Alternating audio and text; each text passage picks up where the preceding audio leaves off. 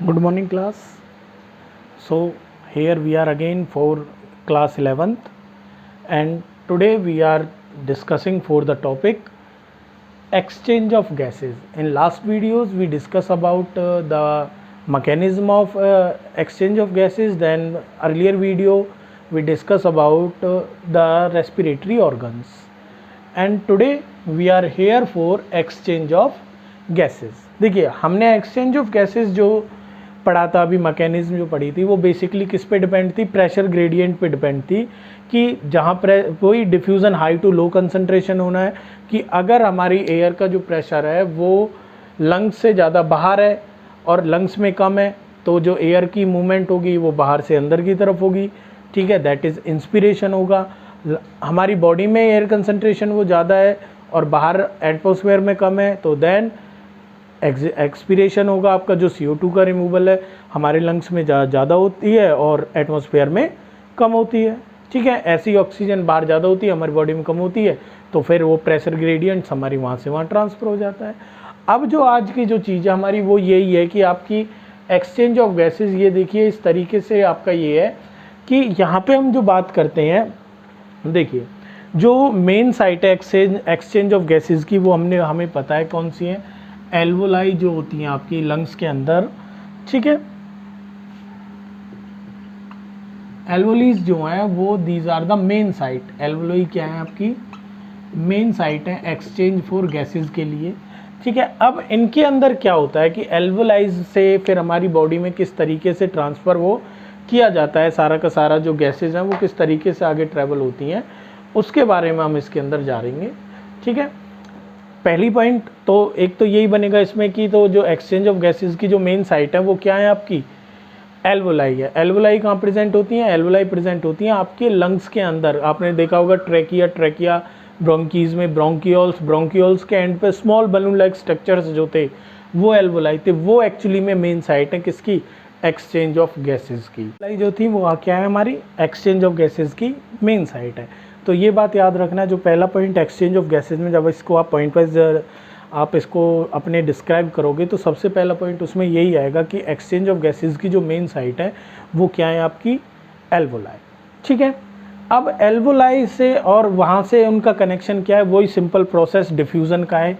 Exchange जो होना है वो किसकी प्रोसेस से होना है, डिफ्यूज़न जो प्रोसेस होती है कि high concentration to low concentration आपको मूव करना है, ठीक है।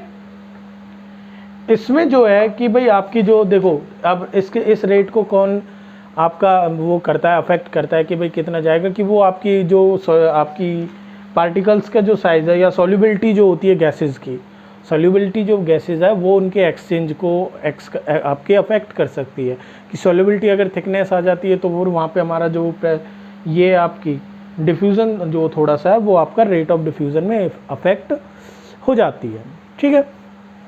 आगे हम बात करते हैं। देखिए अब यहाँ पे जो चीज़ होती है कि जो देखिए हमारी जो एयर है वो आपके जो गैसेज है उनका मिक्सचर होती है, ठीक है। तो हर गैस अपना वहाँ पे एक प्रेशर डालती है एयर के अंदर, तो वो जो प्रेशर होता है that is called partial pressure. The pressure exerted by a individual gas is known as partial pressure, ठीक है। और उसको हम यूज़ करते हैं PCO2 या PO2 के नाम से, क्योंकि देखो रेस्पिरेशन में हमारी दो ही गैसेज यूज़ होती हैं, O2 और CO2।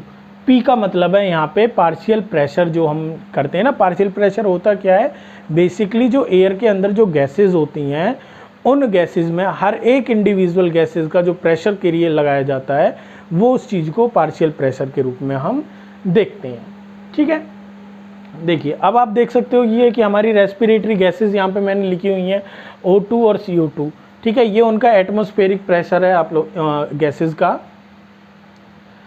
देखिए अब जैसे कि एटमॉस्फेरिक एयर में हम देखें तो ऑक्सीजन का जो प्रेशर है वो दैट इज़ 159, कितना है 159, और जो प्रेशर ऑफ CO2 है वो कितना है 0.3।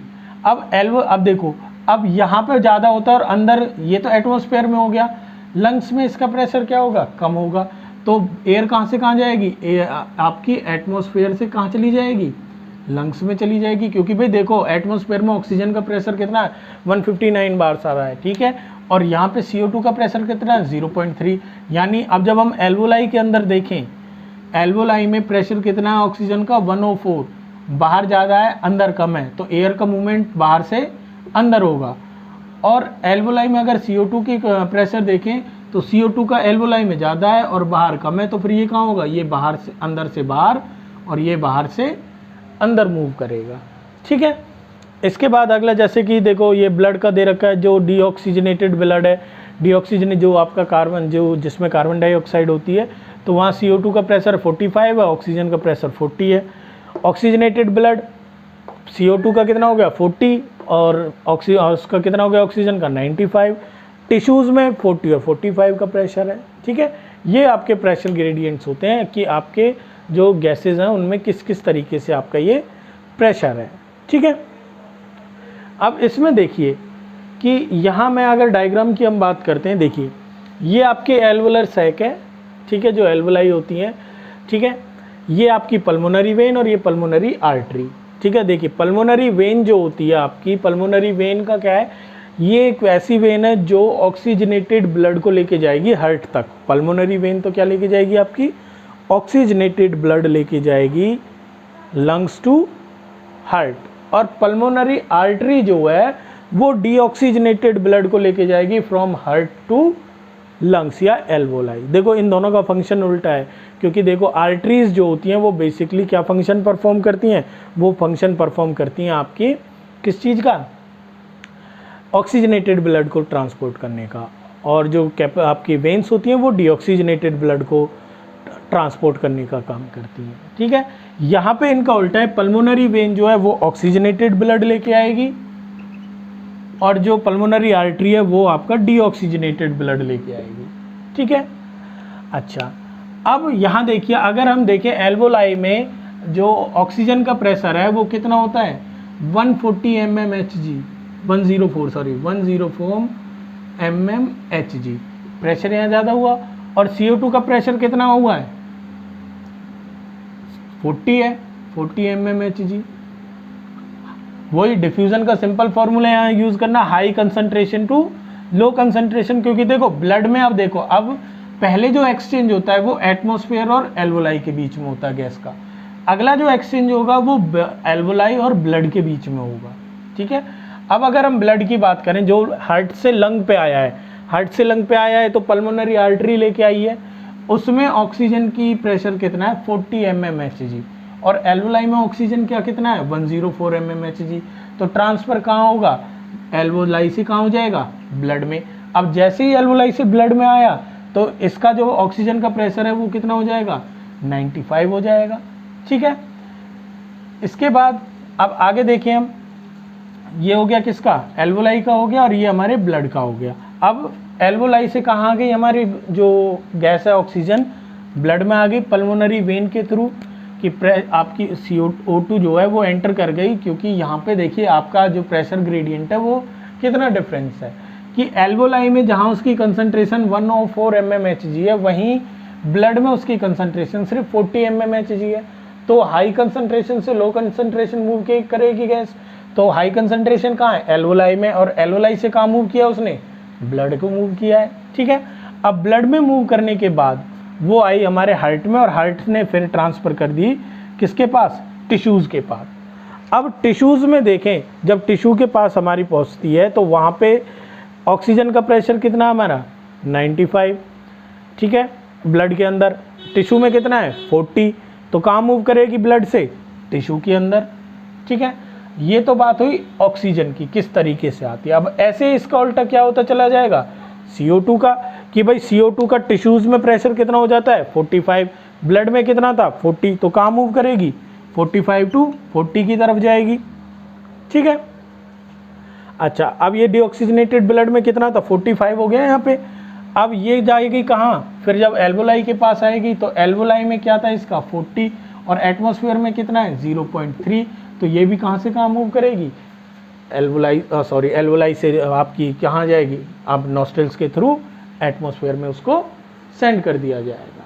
ठीक है, तो ये बात क्लियर हुई बच्चे कि किस तरीके से वो हमारा ट्रांसपोर्ट होता है एटमॉस्फेयर से एल्वोलाई में, एल्वोलाई से ब्लड में और ब्लड से टिश्यूज़ में।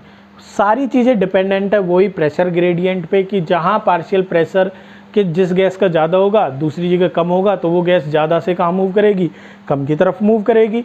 ठीक है, तो अगर हम देखें ऑक्सीजन की जो कंसंट्रेशन होती है वो हमारे एल्वोलाई में कम होती है एटमॉस्फेयर से, तो एटमॉस्फेयर से ऑक्सीजन कहाँ जाएगी, एल्वोलाई में। एल्वोलाई से कम होती है ब्लड में, तो कहाँ चली जाएगी, एल्वोलाई से ब्लड में। और ब्लड से कम कहाँ होती है, टिश्यू में, तो वो टिश्यू में हो जाएगी। रेस्पिरेशन होने के बाद टिश्यू में किसकी अमाउंट बढ़ जाती है, CO2 की। ब्लड में कम होती है तो CO2 टिश्यू से निकल के कहाँ चली गई, ब्लड में।